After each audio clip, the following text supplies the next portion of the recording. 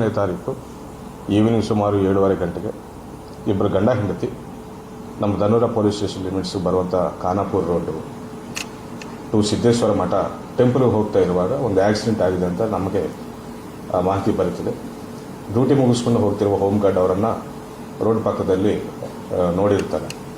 ನೋಡಿ ಇಬ್ಬರಿಗೂ ಸೇವ್ ಮಾಡಿಕೊಂಡು ಆ್ಯಂಬುಲೆನ್ಸ್ ಕರೆಸ್ಕೊಂಡು ಹಾಸ್ಪಿಟ್ಲಿಗೆ ಶಿಫ್ಟ್ ಮಾಡ್ತೀವಿ ನಾವು. ಸೊ ಪ್ರೈಮ್ ಆಫೀಸ್ ನಾವು ನೋಡಿದ್ದಾಗ ಆಕ್ಸಿಡೆಂಟ್ ಅಂತ ಅನಿಸಿದೆ.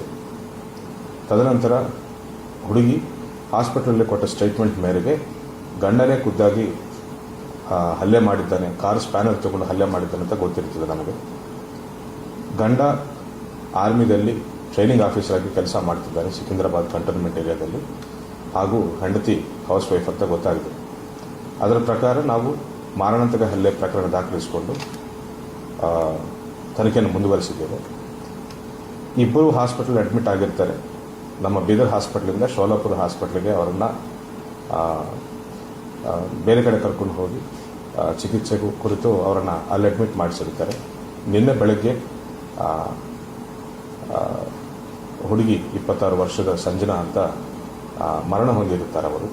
ಸೊ ನಾವು ಮಾರಣಾಂತಿಕ ಹಲ್ಲೆ ಪ್ರಕರಣವನ್ನು ನಾವು ಮರ್ಡರ್ ಕೇಸ್ ಅಂತ ಕನ್ವರ್ಟ್ ಮಾಡಿಕೊಂಡು ಆರೋಪಿಯನ್ನು ನಿನ್ನೆ ಹಾಸ್ಪಿಟಲ್ನಿಂದ ರಿಲೀವ್ ಆಗ್ತಾ ಇದ್ದಂಗೆ ಆರೋಪಿಯನ್ನು ನಾವು ವಶಕ್ಕೆ ಪಡೆದು ಜೈಲಿಗೆ ಒಪ್ಪಿಸಿದ್ದೇವೆ.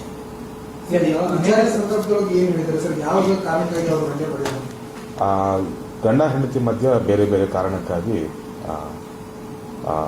ಭಿನ್ನಾಭಿಪ್ರಾಯಗಳಿತ್ತು, ಜಗಳ ಆಗ್ತಿತ್ತು ಅಂತ ಫ್ಯಾಮಿಲಿ ಮೆಂಬರ್ಸ್ ಕೂಡ ಹೇಳಿದ್ದಾರೆ. ಹಾಗೂ ಈ ವ್ಯಕ್ತಿಗೆ ಯಾರು ಹಲ್ಲೆ ಮಾಡಿದ್ದಾನೆ ಗಂಡ, ಈ ವ್ಯಕ್ತಿಗೆ ಬೇರೆ ಹುಡುಗಿಯ ಜೊತೆ ಅನೈತಿಕ ಸಂಪರ್ಕ ಇದೆ ಅಂತ ಮೊದಲಿಂದ ಕೂಡ ಇವರ ಮಧ್ಯೆ ಜಗಳ ಆಗ್ತಿತ್ತು ಅಂತ ನಮ್ಮ ಗಮನಕ್ಕೆ ಬಂದಿದೆ.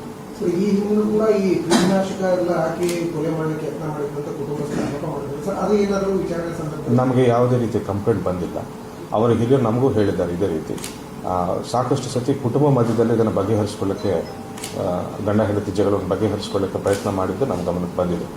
ಇದೇ ಫಸ್ಟ್ ಟೈಮ್ ನಮ್ಮ ಸ್ಟೇಷನ್ಗೆ ಬಂದು ಪ್ರಕರಣ ಕೊಟ್ಟಿದ್ದು ಇದೇ ಫಸ್ಟ್ ಟೈಮ್ ಆಗಿದೆ.